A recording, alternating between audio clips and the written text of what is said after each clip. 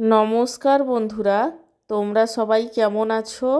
আশা করি সবাই ভালো আছো। আমার চ্যানেলে তোমাদের সবাইকে স্বাগত জানাই। আজকে আমার লাঞ্চের থালিতে কি কি মেনু আছে তারই ভিডিও তোমাদের সাথে শেয়ার করব। আজকে আমার লাঞ্চের থালিতে রয়েছে গরম গরম সাদা ভাত, তার সঙ্গে রয়েছে মুগের ডাল, ঝুরি আলু ভাজা, শুক্তো, কুমড়োর ঘন্ট এবং সব শেষে রয়েছে রুই মাছের ঝোল।